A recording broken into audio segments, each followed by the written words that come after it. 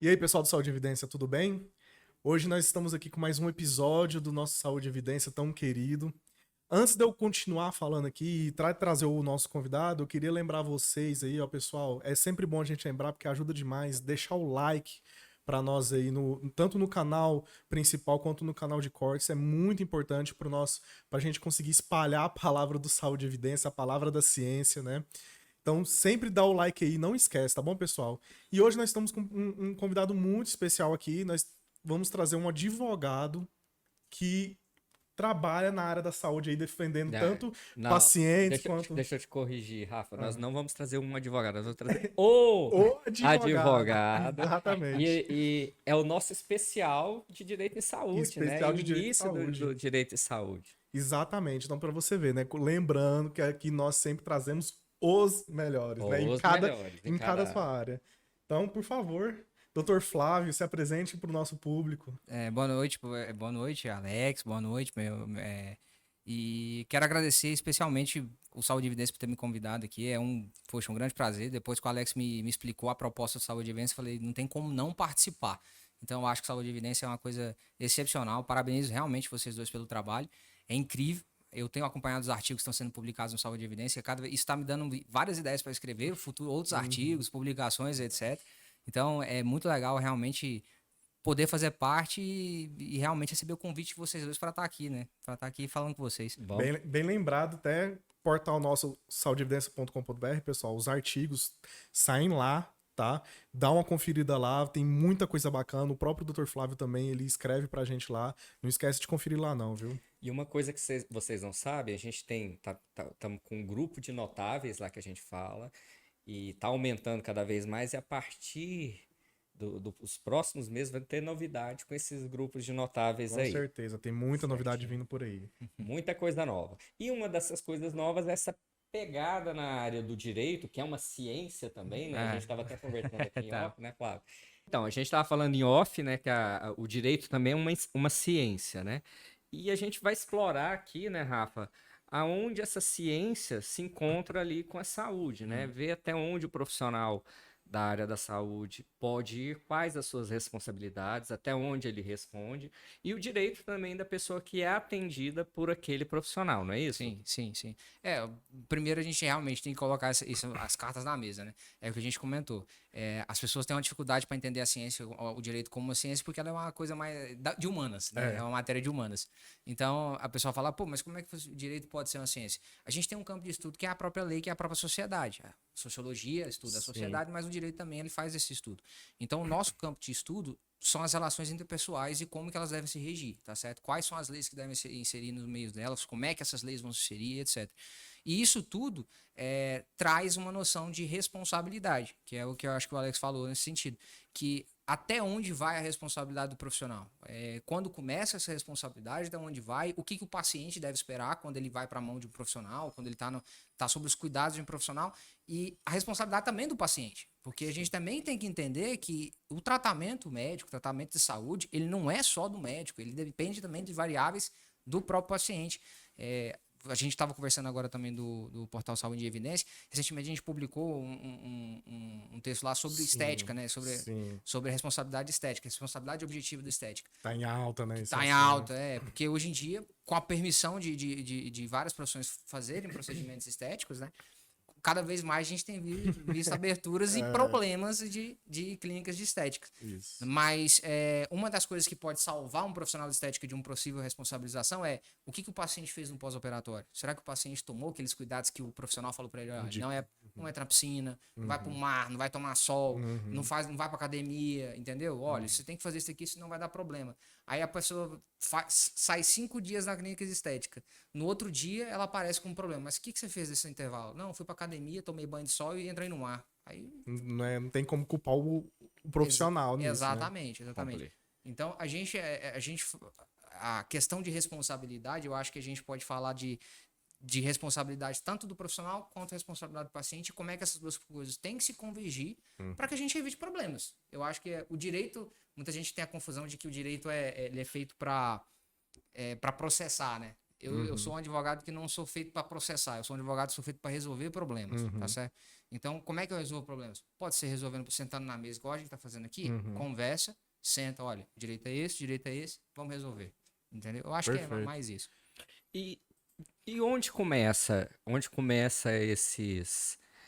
essa relação, né? Assim, eu acho na contratação do paciente, na contratação do profissional é óbvio. Sim. Mas vai além disso, o profissional contratante, quem contrata ali, o paciente em si, ele tem que ter um cuidado também na escolha do profissional. Como que funciona isso do ponto de vista do direito, né? Eu entendo que tem que ter, óbvio, né? Você está procurando um médico, vai fazer uma cirurgia plástica, você tem que procurar esse médico, Sim, né? Tem sim. que procurar todos o currículo desse médico. Mas no ponto de vista jurídico, né? Como que ele se protege, o profissional que está O contratando? profissional ou o paciente está O buscando? paciente, O desculpa, paciente. que está buscando. A primeira coisa que você tem que fazer é, quando você...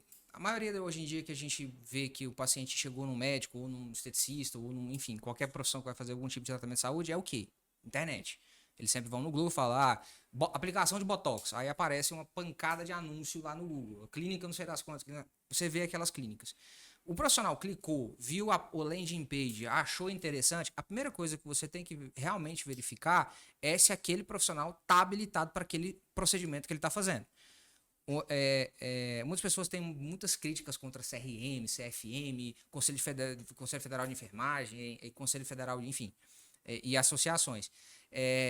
Essas entidades, um dos motivos de elas existirem é exatamente para regulamentar as profissões e darem a segurança para o paciente. Por quê? Um profissional, um médico, vamos pegar um médico que faça um procedimento estético, ele vai estar inscrito aonde? Ele primeiro tem que ter um CRM, Sim, certo? claro. Se ele for se ele tem um CRM, um CRM registrado, ele é um cirurgião plástico, ele tem um registro aonde? Ele tem um registro na Academia de Cirurgia Plástica do Brasil, ele tem um da associação. Você consegue ver as credenciais desses profissionais vinculadas a entidades que são entidades sérias de registro de profissionais médicos? Se você conseguir, a primeira coisa que o paciente olhou, bateu e viu, gostei desse médico, gostei desse profissional, ele tem o registro dele reconhecido no CRM, reconhecido nas academias de cirurgia plástica, na associação de cirurgia plástica, etc, etc, já é um bom sinal, já é um sinal verde. Fala, opa, beleza, vou nele. A partir daí, a relação jurídica começa no momento que você pisa na clínica do paciente, do médico, tá certo? Melhor ainda, ela começa no momento que você liga para a clínica do médico, tá certo? Olha, eu quero marcar uma consulta. Marcou a consulta, você foi lá, você foi atendida, existe uma coisa... Liga o botãozinho. Liga um botão. Existe uma coisa de responsabilidade dos colaboradores. A clínica, a secretária que trabalha numa clínica médica, ela responde pela clínica médica. Então, treinamento... O treinamento é extremamente importante nesse caso, porque um mau treinamento traz a culpa para... Por exemplo, o paciente entrou na clínica, o paciente foi destratado de alguma forma. Por exemplo, uma senhora de idade que entra numa clínica de saúde e tal, e não é dado um certo atendimento, tem um descuido com essa paciente. Se ela marcou, ela foi lá, ela compareceu, o primeiro atendimento que a gente chama, que é até um atendimento humanizado, você tem que ter um lado humano com essa pessoa e falar assim, não, ela tá na minha clínica, ela veio aqui por um motivo. Então, por exemplo, eu destratei essa paciente, a funcionária que destratou, ela tá agindo em nome da empresa, da clínica. Então, a clínica vai responder se houve um destrato. Então, existem 3 crimes que a gente chama de crimes contra a honra, que é injúria, difamação e calúnia, certo? Se essa funcionária xingou uma paciente por qualquer motivo, quem vai responder, objetivamente, reparação civil, vai ser a clínica. A funcionária, ela responde criminalmente? Sim. Seria minha pergunta. A funcionária vai também responde. Também, responde, né? Mas ela responde criminalmente o quê? Ela vai ter uma queixa-crime contra ela, que é a vítima contra ela.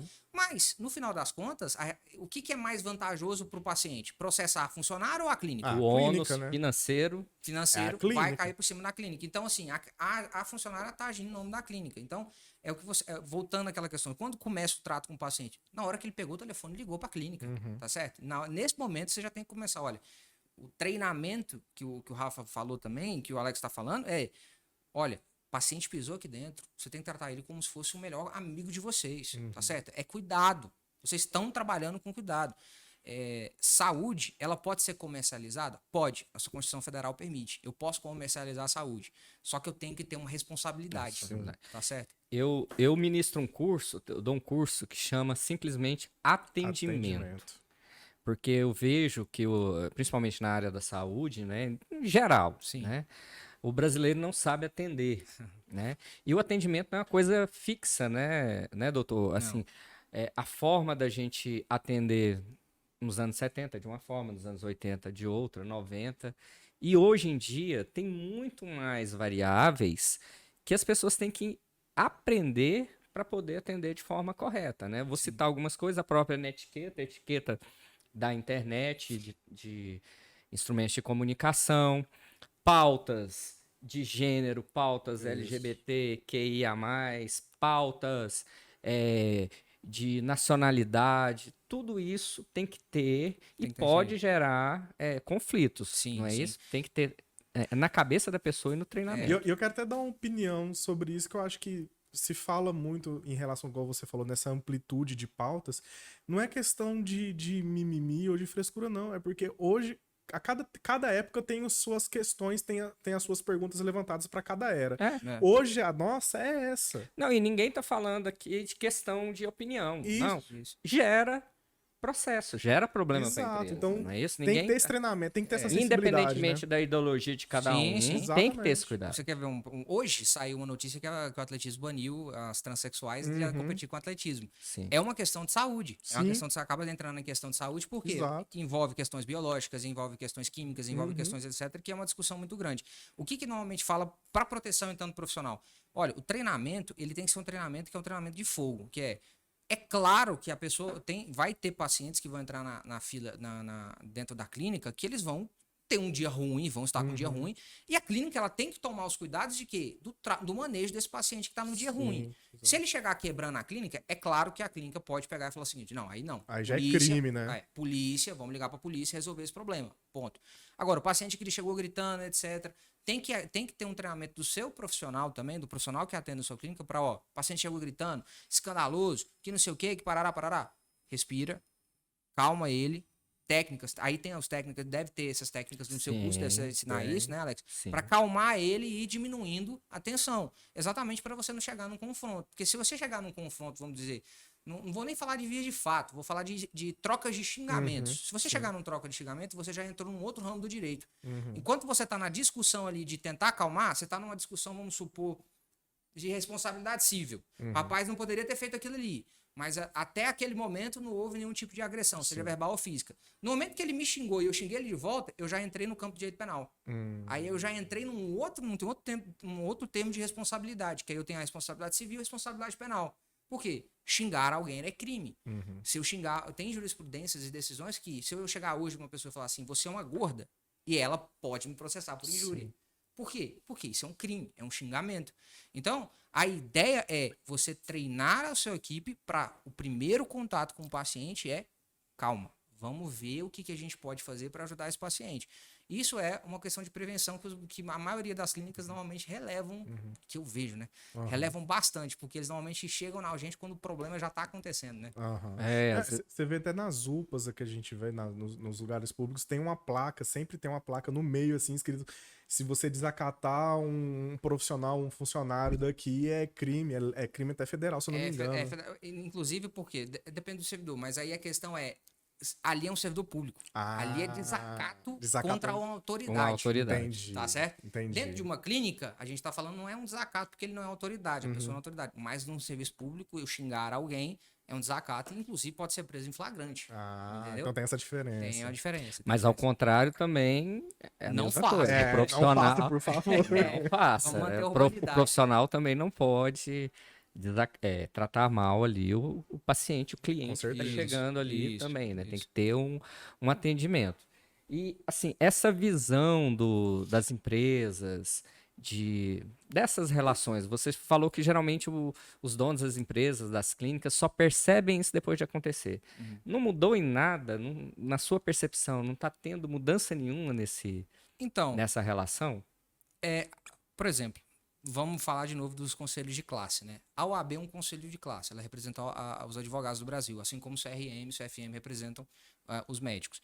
A OAB, ela tenta inserir e fazer palestras, estudos e eventos e etc. de conscientização, de falar, pessoal, olha só, nós somos ramos diferentes de ciência, certo? Vocês têm a ciência de vocês que a gente respeita. E a gente não vai entrar na atividade de vocês. Mas vocês precisam entender que quando uma pessoa vem até você, ela tem direitos que hoje são muito mais divulgados que antigamente. Antigamente, vamos pegar 30 anos atrás, quantas pessoas conseguiam ter acesso à Constituição Federal? Quantas pessoas conseguiam ter acesso ao Código Civil? Quantas pessoas tinham acesso ao Código Consumidor? Não, hoje o povo, qualquer coisa, eu vou processar.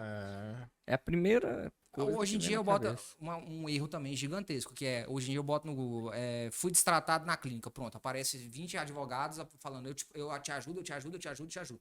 O que é um erro, também acho que é um erro. As coisas não são bem assim que funcionam, tá certo? Tipo lá nos Estados Unidos, né? Que tem propaganda de advogado falando que resolve sua vida. Só que aqui e lá nos Estados Unidos é pior ainda, porque lá nos Estados Unidos é regulamentado isso. Então lá eles podem botar outdoor. Aqui, tem até aquele do Breaking Bad. Exatamente. O Sol. Né? Tem até aquela a propaganda dele, né? Isso. Aqui no Brasil já não é tanto, né? Não, no Brasil ele tem umas regulamentações mais pesadas por conta da OAB. A OAB, inclusive, proíbe alguns tipos de divulgação de escritórios de advocacia, etc. Mas, enfim, são essas situações. Eu até me perdi um pouquinho, eu tava falando. Falou de saúde. Todo negócio de advogado eu gosto. O pessoal fala, né? Mas é isso mesmo, é dessa consciência, né? Se tem realmente, porque assim, tem cada dia mais abre-se uma clínica nova. A gente fala que, e isso não é errado, a gente fala que Goiás hoje é referência em saúde, não só clínica, hospitais, né? Mas assim, eu vejo talvez uma falta de preparo das clínicas, de hospitais, claro que não são todos, tem alguns que têm essa preocupação, de orientar tanto os seus profissionais quanto a cultura da sua empresa para esse tipo de relação. Sim. E quando eu falo disso, não quer dizer que a clínica vai aceitar tudo, não. Não é claro. Isso que eu estou dizendo, né? Tem que se preparar para responder para uma situação. A principal coisa que a clínica tem que ter ideia é precaução. A gente você trabalhar quando o problema já está feito, primeiro, vai ficar caro, tá certo? Um processo judicial é caro. Não estou falando por conta do advogado. Não é que o advogado vai te cobrar rios de dinheiro. A questão é, por exemplo, vamos pegar as custas dos tribunais de Goiânia. Se você for para uma ação, se eu não me engano, a última ação que foi de... Vou pegar aqui um valor que eu lembro de uma ação que a gente chegou a manejar. De R$800 mil a ação. As custas para você entrar com a ação era R$40 mil. Então eu tinha que pagar 40 mil para poder ser processado aqui no Tribunal de Justiça de Goiânia. As custas são caras. Então é o seguinte, você se precaver é você evitar esse custo. Entendeu? Por quê? Lá na frente, se um paciente processa, sei lá, R$200 mil a ação dele, você não se precaveu, não teve, foi lá, foi condenado, teve que pagar. Além de pagar a indenização para esse paciente, você vai pagar os honorários que já vão correr de 10% a 20% em cima disso. Os honorários pro advogado da outra parte. Esses 10% a 20% em cima da condenação. Vamos pegar que seja R$100 mil a condenação. Então, esse valor subiu para quanto? 110 mil a 120 mil, certo? As custas são sua responsabilidade. Uma ação de R$100 mil, umas custas dessas deve ser o quê? Uns R$2 mil? Então já foi para R$122 mil. Então só de condenação você teve R$100 mil de condenação por uma indenização, além de R$22 mil pelos custos processuais. Então, o que é a prevenção? A prevenção é você exatamente prever e tentar evitar esses custos. Se você tiver uma ação, verificar, uma coisa que a gente estava até falando em off, que são procedimentos internos de averiguação. Então, por exemplo, teve um fato e esse fato foi reportado para a ouvidoria da clínica, ou foi reportado para o RH da clínica. Ou para um laboratório, para uma farmácia. Para quem quer que seja. Alguém ficou sabendo dessa situação e chegou até você. O que você tem que fazer imediatamente? Abre um processo interno. Faça uma investigação própria sua. Por quê? Essa investigação própria sua, ela vai fundamentar, eventualmente, evitar você ter uma reparação. Por quê? A clínica agiu corretamente? O profissional agiu corretamente? Tipo uma auditoria. É uma auditoria, entendeu? Quem é que vai fazer isso? Um departamento jurídico. O departamento jurídico faz isso. Como? Ele obviamente senta com a empresa e fala, vamos abrir um processo terceirizado. Então, uma auditoria externa, ele faz as averiguações necessárias e a OAB regulamenta isso. A OAB regulamentou que advogados podem fazer investigações privadas, por exemplo. Legal. Então, o advogado pode fazer as investigações para isentar crimes. Vocês entenderam? Isso são ações de prevenções. Além disso, uma coisa que a gente também comentou, posso até falar do TCLE. O TCLE, que é o termo de consentimento esclarecido. Isso é meio caminho andado, cara. Era uma pergunta que eu ia fazer agora, até pelo boom da estética, né? A gente, não só a estética, mas os outros. Mas a estética em si, a gente vê profissionais de todas as áreas abrindo clínicas, se especializando, estudando, né? E talvez esquecendo um pouco esse lado, né? Além do termo de consentimento, o que mais ele pode fazer para se proteger? Já pegando até gancho com essa pergunta do Alex, nós somos da área da saúde, então a gente conhece muita gente e muitos desses abrindo clínicas, e eu percebi que a maioria deles, até por questão de custo, abre a clínica, aí se preocupa com o financeiro, o contador, a parte profissional dele, e só vai preocupar com o corpo jurídico da empresa dele no dia que acontecer algum problema. E aí é onde tá, assim, ó, um alastro, né? Você vê um alastro nisso. E aí eles vão normalmente em advogados, o advogado cobra um valor caro, aí o advogado que fica maldoso, né? O advogado tá cobrando caro, não, mas peraí, tivesse vindo antes, a gente conversar. Tinha prevenir. Prevenir, mas exatamente essa é uma questão da prevenção. O TCLE é um dos instrumentos mais importantes de qualquer atendimento médico. Isso aí eu já estou dizendo para vocês por quê. O Poder Judiciário, ele trabalha com documentos, tá certo? O direito vale aquela máxima, vale aquilo que eu consigo provar. Se eu tiver uma conversa boca a boca com você e essa conversa não for provada, não vale de nada essa conversa, porque vai ser sua palavra contra a minha, tá certo? Agora, se eu tenho documentos, quando eu tenho documentos, eu tenho mais facilidade para provar uma situação. O TCLE, que é o termo de consentimento lícito esclarecido, bem elaborado, é um dos principais documentos. Além do TCLE, procedimentos estéticos. Eu posso falar da minha experiência pessoal aqui? Claro. Por favor. Por exemplo, eu ia fazer um procedimento cirúrgico ontem, né, Alex? E aí eu estava pronto para fazer o procedimento cirúrgico. Só que eu fui fazer um risco cardiológico na quarta-feira. Meu procedimento era quinta, eu ia fazer na quarta. Eu ia fazer um procedimento, fiz o risco cardiológico na quarta, deixei para mais próximo, e o médico, o cardiologista, falou para mim, faz o coagulograma. Eu fui fazer meu coagulograma deu alterado. Eu tinha um risco de sangramento na cirurgia. Eu falei pro médico que não ia fazer cirurgia por conta desse risco. Meu cardiologista também falou assim, não faz pra gente investigar e deixa pra frente. É uma cirurgia eletiva, pode jogar um pouco pra frente. Se o médico, que era o meu médico, falar assim, eu vou te operar de qualquer forma, ele tá completamente errado, tá certo? Ele já se colocou numa posição que ele vai se enrolar. Porque mesmo que não aconteça nada, todos os indícios era para não fazer a cirurgia. Então, uma das coisas que pode acontecer, exames pré-operatórios, exames pré-procedimento. Se der uma vírgula alterada, não encoste a mão no paciente. Você vai falar, resolva o problema primeiro, venha para o procedimento depois. Vale muito mais você perder aquele dinheiro, aquele procedimento agora, do que você tomar um processo gigantesco lá na frente, tá certo? Isso daí eu garanto para vocês, número, gênero e grau. Não encoste no paciente se você vê uma vírgula fora dos exames necessários. Esse exame que eu fiz ontem apontou um problema. Se esse médico tivesse falado para mim assim, é um doutor excelente, é um médico que me operou, não tô falando se, tá? No campo das hipóteses, não tô falando que ele falou isso não, pelo amor de Deus. Mas se ele tivesse falado, vamos operar, ele teria cometido um erro crasso. E esse erro poderia colocar ele numa posição muito ruim. Você também, né? Eu também. Esse erro já caracteriza crime desde o início? Poderia caracterizar uma irresponsabilidade do médico, tá certo? Só que para ele me indenizar, vamos dizer, eu teria que comprovar o dano. Então, se eu não tiver nenhum dano, aí de fato não tenho o que falar, porque existe uma coisa chamada nexo de causalidade, que é a ligação entre o fato e o dano, tá certo? Então, se acontecer um fato, que a gente chama de fato jurídico, com o dano, se esse tá linkado pela ação do médico, aí ele tem direito de reparar. Tô sendo bem simplista aqui, tá? Porque isso tem livro de 400 páginas, 500 páginas sobre falar negócio, sobre tá isso. certo? Mas, enfim, eu tenho que provar. Se existe o dano, ele não tem nenhuma responsabilidade. Mas ele se colocou numa posição de risco. Entendeu? Entendi. O que, se ele falasse pra mim assim, posso operar esse paciente se chegasse pra mim? Eu ia falar pra ele. Eu, como jurídico, falaria, não. Esse daqui não. Entendeu? O jurídico serve pra isso também. Flávio, e se, por exemplo, tem pessoas assim, né? E fala assim, mas eu quero operar assim mesmo. Aí o risco do paciente. Ele assina um termo de responsabilidade. Aí chegaria a isentar o Chegaria, profissional? porque- Eu tô com pressa. Aqui em Goiás tem um pessoal assim, né? Eu que sei. A gente morre na hora. Na hora que Deus É, quer. na hora que Deus Se ele bater ali, então a decisão final é do paciente. É do paciente. Ele tem todo. E isso é legal se você perguntar, porque em 98 foi promulgado o novo Código de Ética Médica.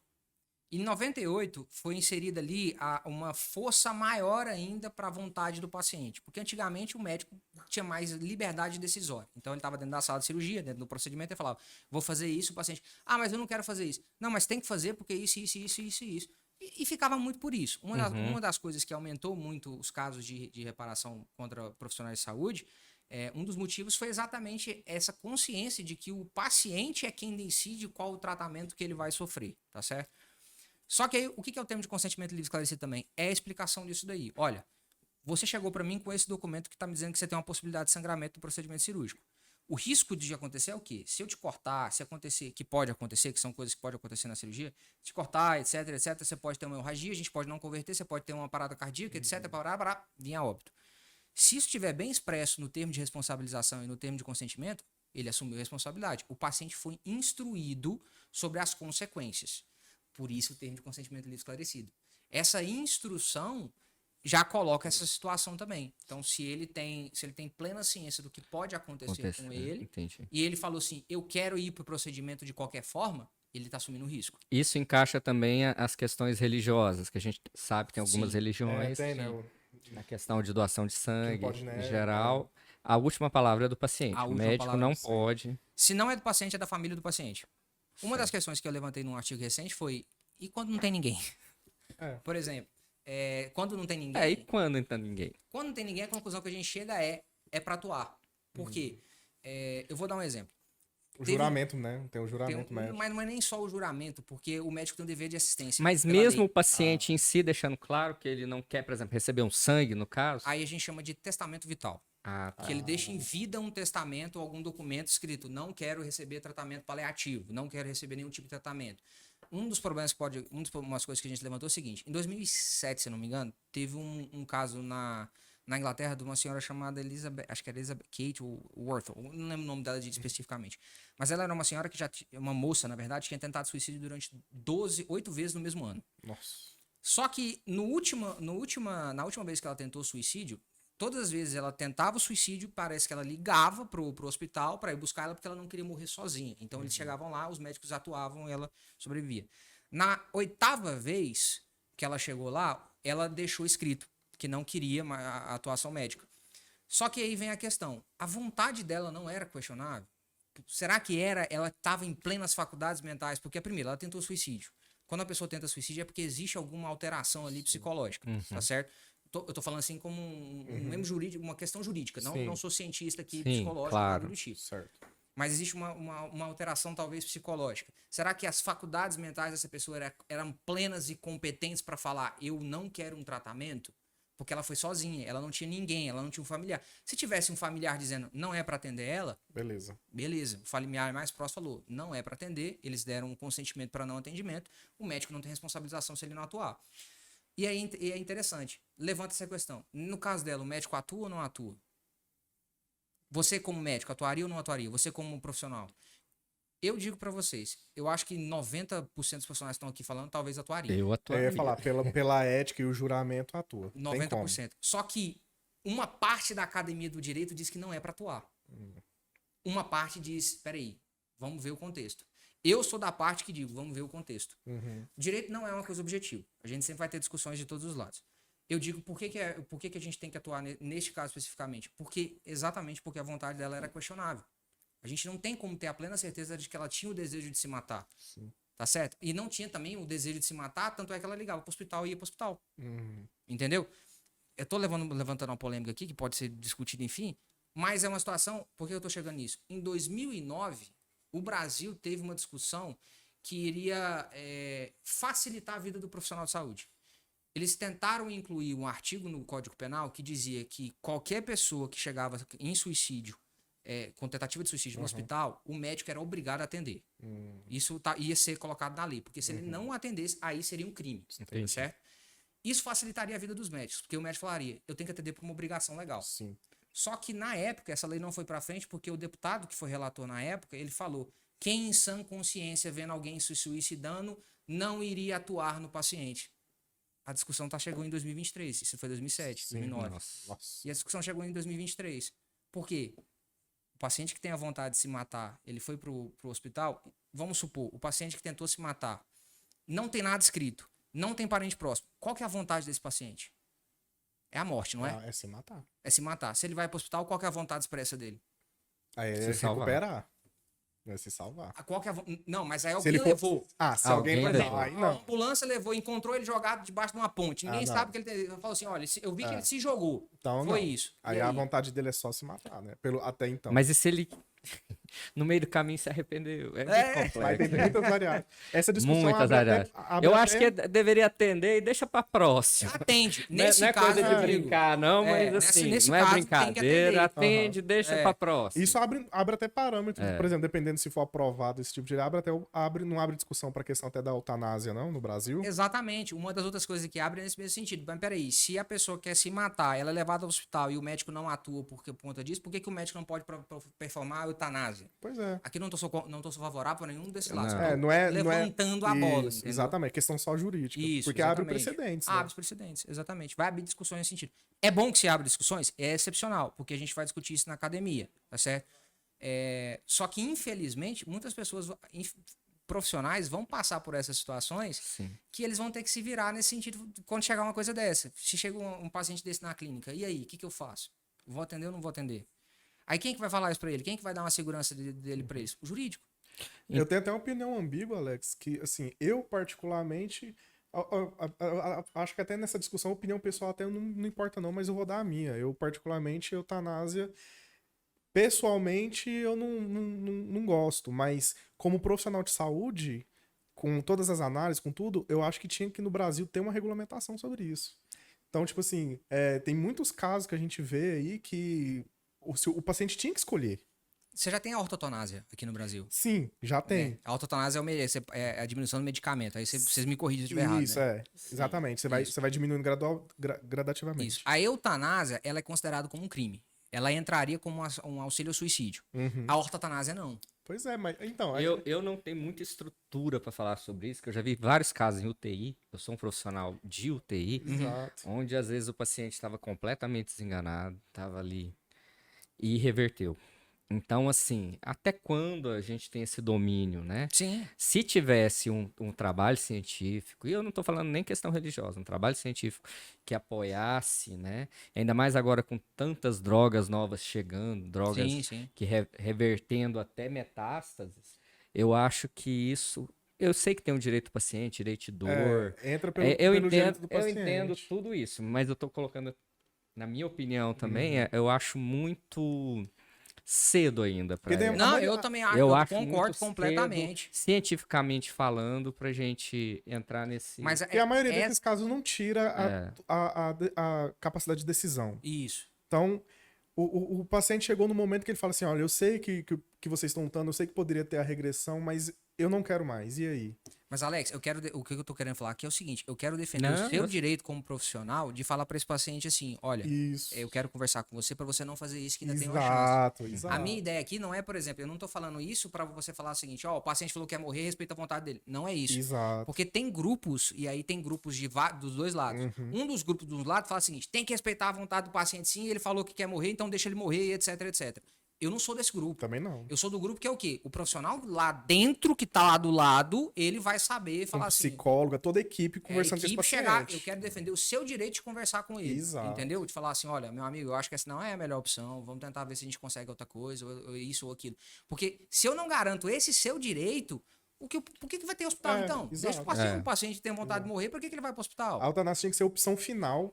Como E outra decisão do coisa, paciente. essa decisão pode ter sido influenciada, pode não, ela é influenciada por vários fatores. Sim, que às vezes pode tirar ele ali da conotação, né? Então, assim, eu acho muito complexo, até filosoficamente, você falar sobre... mas isso é uma opinião minha. Quem sou eu, né?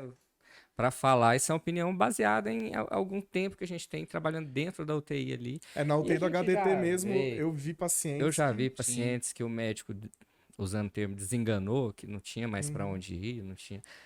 E que reverteram. Eu Em outro plantão, o cara falou, não, já pensa totalmente diferente. Vamos colocar.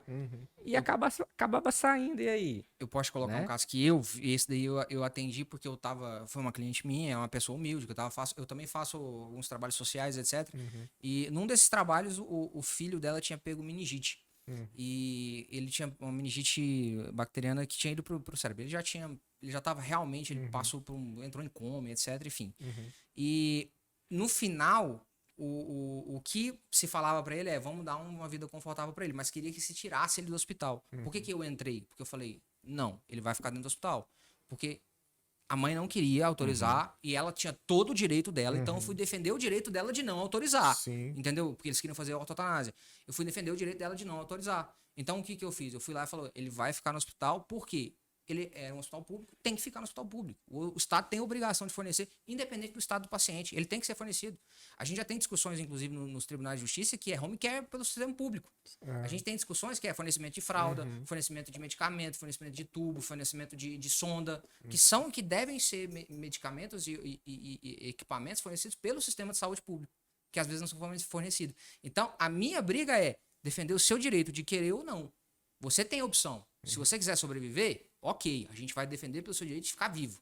Só que se você quiser também ter a opção de falecer, eu vou defender o seu direito de optar, tá certo? Eu acho que é nesse sentido. Aí a gente entra nas questões, voltando um pouco do médico. Aí a gente foi muito filosofando ali. Muita filosofia. O que se importa pro profissional de saúde e pro paciente? Importa que o profissional de saúde tem que ter uma boa ciência de todo e qualquer paciente que entra lá, o que ele vai fazer. Se tiver uma intercorrência que ele não saiba o que vai acontecer juridicamente, ele vai ligar para o advogado na hora? Não vai.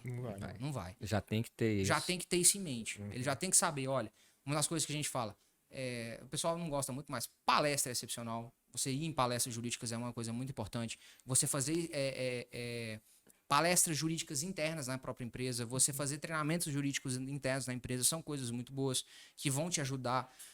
Eu tô falando essas coisas porque o pessoal às vezes quer uma coisa mais objetiva. Eu falo, uma das coisas mais baratas que tem é educação continuada. Não adianta. A empresa que tem educação continuada, ela economiza. E muito. Isso é fato. Teve um caso recentemente aqui de um profissional que entrou numa sala de ressonância com a arma. E essa arma disparou e ele chegou até a falecer, infelizmente, né? E ele assinou os termos. Eu não sei como que... Vocês sabem como que foi o procedimento, mas eu não lembro. Se ele assinou, porém ele não avisou que estava armado. E ele entrou mesmo assim. A culpa foi dele ou foi da clínica que deveria ter um procedimento mais avançado nesse sentido? Esse cara, rapaz, eu tô lembrando do caso, ele é inclusive advogado, né? Isso. Exatamente. Se ele foi alertado que ele não deveria entrar com nenhum tipo de metal lá dentro, aí eu digo metal, não é nem arma, não. Metal. A clínica não tem como responder e ser responsabilizada. Não tem como fazer baculejo com um procedimento com detector de metal. Tem algumas clínicas que já adotam isso. Tem, né? É uma forma de você garantir, mas assim, o termo, se ele assinou, aí entra a questão, se ele assinou um termo dizendo lá e tá escrito, olha, você não pode entrar portando nenhum tipo de metal, nenhum tipo de não sei o que, facas, etc, etc. Se ele assinou esse termo, assim, é meio ilógico a gente falar que a responsabilidade é da clínica. Existe uma questão que é chamada do direito do consumidor. Ele era um consumidor naquele momento? Ele não era quem ia fazer ele estava acompanhando. Era a mãe dele. Mas no direito do consumidor, existe um instituto chamado direito do consumidor equiparado, que ele pode ser equiparado como um consumidor, entendeu? Porque ele estava dentro da clínica, estava acompanhando a mãe, etc, etc. E ele era um leigo. Ele não sabia o que é, em tese, né? Eu não estou falando em tese porque pode ser que ele sabia, mas em tese ele não sabia. Ele era o elo mais fraco. Ele era o elo mais fraco. E ele não sabe o que é uma máquina, era de tomografia, Ressonância. Ele não sabe o que é uma máquina de ressonância. E ele não sabe quais são as capacidades de uma máquina de ressonância. Então, o dever de informar era da clínica. Isso. A clínica tem o dever de informar. Olha, você pode acompanhar a sua mãe, mas você tem que entrar aqui sem nenhum tipo de metal. É relógio lá de fora, moeda, tudo lá de fora. Perguntar se tem uma arma ou não... É complicado, né? Ele tinha porte, ele tinha alguma coisa... Pois mas aí eu acho que agora, a saúde tem que mirar no exemplo, por exemplo, de outra indústria, que é a indústria da aviação. né? Na aviação, quando acontece um erro qualquer, cria-se um protocolo para evitar aquele erro. Pra aquele erro não acontecer mais. Poxa, se aconteceu, é porque os protocolos até agora não estava prevendo. Funcionando, não estão prevendo. Então tem que colocar como Então, obrigatoriedade o detector. Né, isso é uma questão de opinião, seria difícil, mas por que não, né? Ter mais... entraria já no termo, né? Você está portando arma, teria que ser um pouco mais claro. Até para alertar. Às vezes a pessoa tem tanto costume de estar com alguma coisa ali no corpo que isso pode passar, né? Tanto pode como passou. E como ele é o pioneiro, né? Eu tô dizendo pioneiro no mau sentido. Não se né? conhece ainda, né?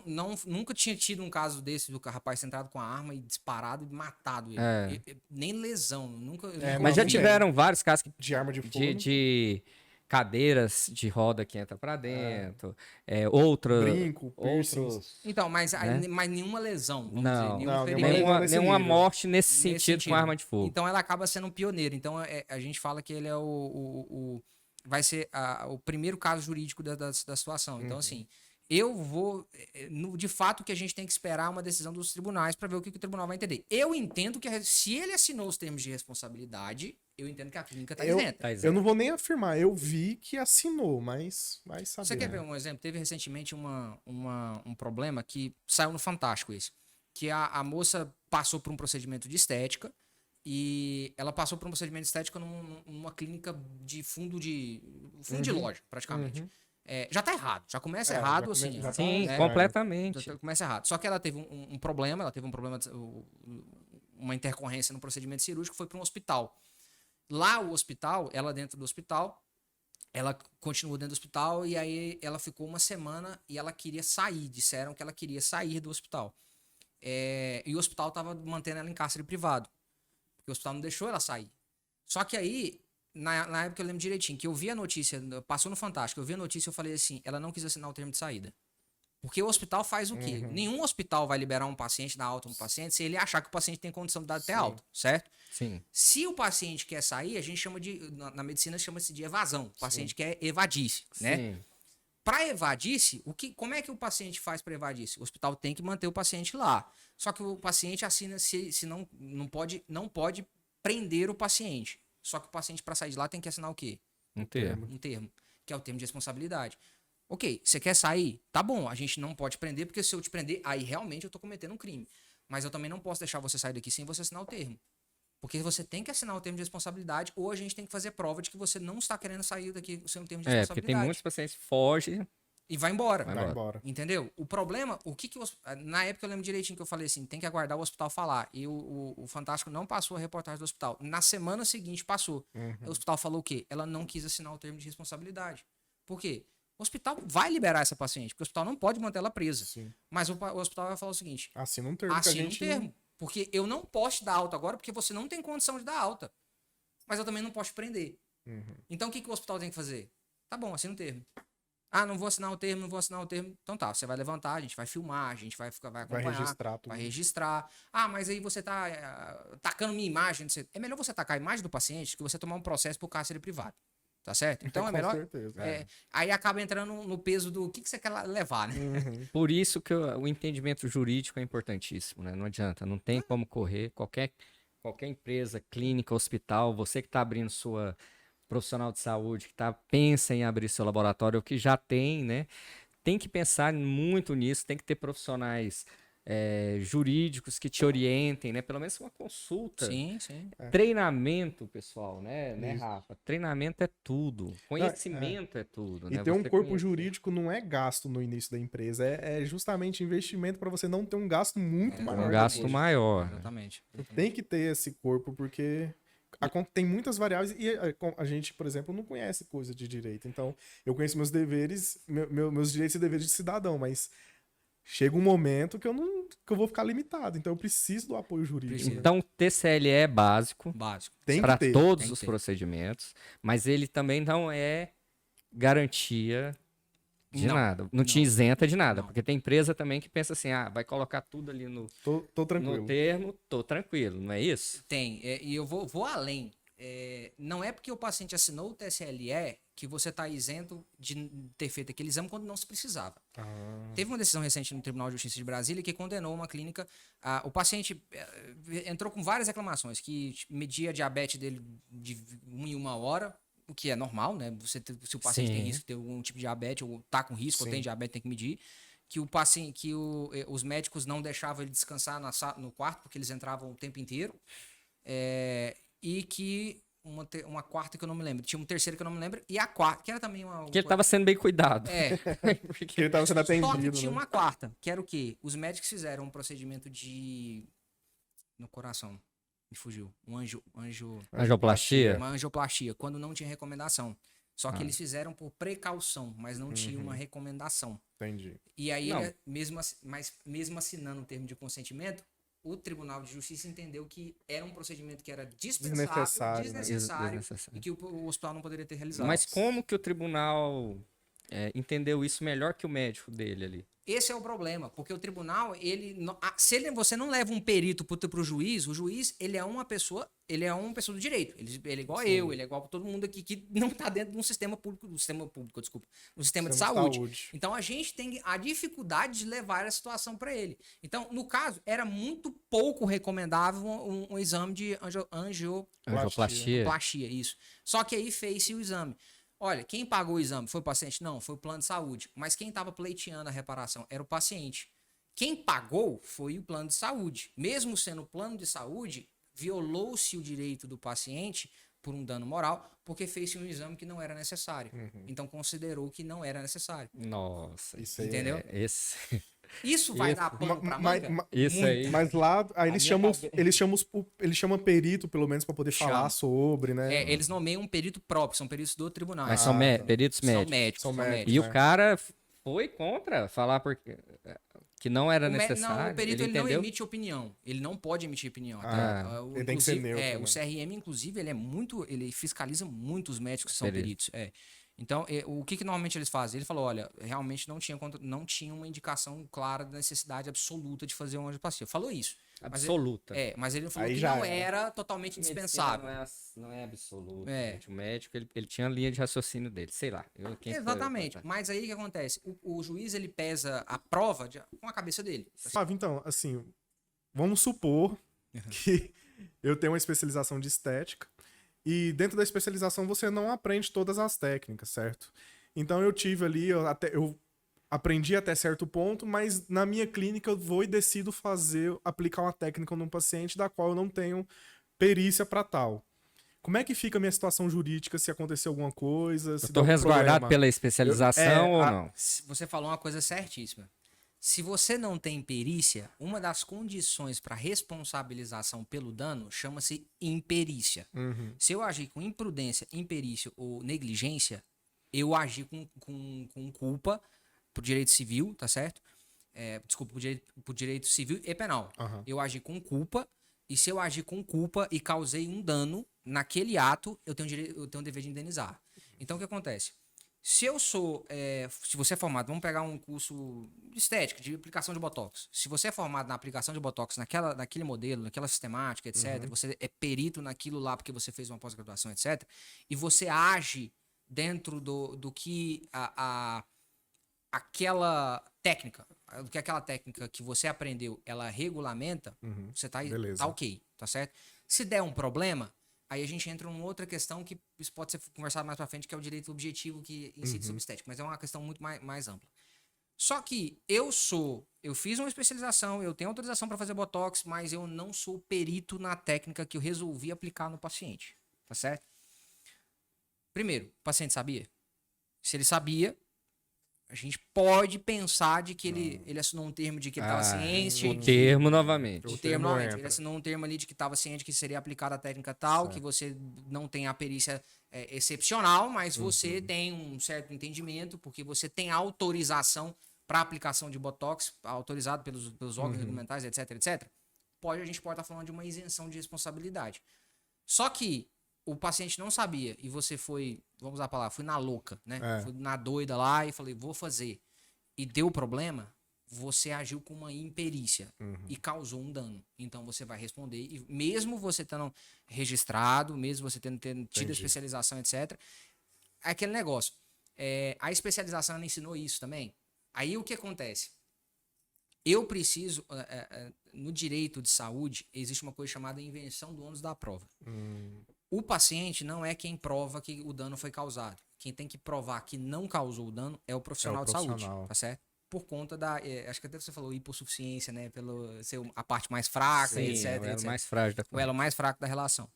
Então, no caso, eu tenho que provar que eu tinha perícia na técnica, que eu tinha a autorização do meu órgão. De quem me regula. Isso, de quem me regula. E eu tinha que eu avisei dos problemas que poderiam dar dos problemas, pela até aplicação correta da técnica. Exatamente. Então, isso tudo é uma coisa que eu até escrevi no blog, que eu falei, você responsabilizar o profissional por um defeito genético ou humano da pessoa também é uma coisa absurda. Sim. Só que, infelizmente, o direito ainda vai nesse caminho, que é uma coisa que eu particularmente discordo no número, gênero e grau, tá certo? Você não tem como responsabilizar o profissional de saúde por eu não quero falar defeito, mas vamos falar um defeito genérico que não permite a aplicação do Botox, tá certo? Ou um defeito que não permite a cicatrização correta da pessoa, entendeu? Uma das coisas que existe hoje em dia é o chamado dano estético, né? Uma cicatriz pode gerar um dano estético, tá certo? Uma queloide que o paciente tem Uma ali queloide. e não avisou, por exemplo. Mas é uma coisa que às vezes você não tem condição. O médico vai saber que o paciente vai dar aquela queloide? Tem como o médico saber precisamente isso? Precisamente não. Tem Entendeu? Só uma tendência. Tendência. Mas assim, a cirurgia era necessária fazer? Se era necessária fazer, tinha que Tem que fazer. Tem que fazer, meu amigo. Ponto, acabou. Eu tenho que fazer cirurgia, tem que ser aplicado, tem que fazer isso aqui, a técnica é essa, eu sei da técnica, etc. Deu uma queloide no final. Como é que eu vou responsabilizar o profissional? Não tem como, né? Isso seria até uma injustiça. A gente tá falando realmente de uma injustiça. Porque o profissional também não tem controle da natureza. Ainda mais em urgência e emergência. Eu vi o rapaz que veio para falar de urgência e emergência. O Mazuco. O Mazuco. O episódio. Isso. Sim, você assistiu o episódio. Isso. Sim. E eu vi ele falando sobre urgência e emergência. Você trabalhou em UTI. O Sim. caos que é uma UTI. O caos que é uma urgência, um atendimento de urgência e emergência. Você acha que um paciente chega lá esfaqueado, baleado, enfim, desacordado. O médico tem condição de falar assim, não, eu vou ver se ele vai dar queloide? Não existe. Não tem a menor condição de fazer isso. Agora na estética, sim. Na estética, até vai na estética. A gente pode até falar assim, mas me deu uma queloide. Mas peraí, vamos pro termo. Sim. No meu caso, se eu tenho tendência de queloide, o médico já vai avaliar e talvez ele possa colocar no termo, né? Exatamente. O risco. Mas esse termo é o que eu falo. Um dos erros é você objetificar o termo. Você não pode repetir o termo o tempo inteiro. Ele tem que ser pessoal. Uma das coisas importantíssimas na anamnese de todo paciente, de qualquer procedimento, é o médico ter ciência e exatidão quem é aquele paciente que está sentado ali na frente. Tá certo? Isso é importantíssimo, porque assim, a maioria dos profissionais fazem o termo o TCL de maneira... Da internet. Pega na internet. Pega geral. o modelo. Entendeu? Não é assim, porque, por exemplo, o meu TCL pode prever a queloide. Eu posso botar para todos os TCLs.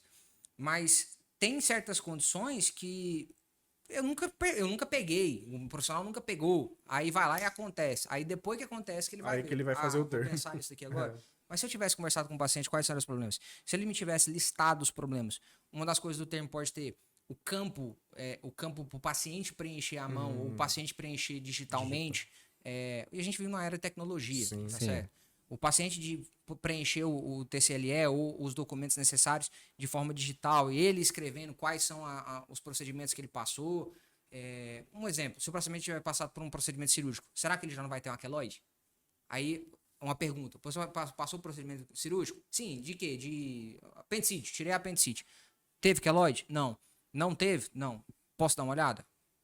O médico tem essa autonomia. Essa autonomia, com sim. certeza, Certo? Ele pode falar, posso só dar uma olhada como é que ficou a cicatriz? Porque eu tô prevendo exatamente, se eu sou cirurgião plástico, qual que é a motivação de eu ver a cicatriz da pessoa? Não, eu quero ver só para ver como é que pode ficar a sua cicatriz, como é que eu posso melhorar para não ficar uma cicatriz grande.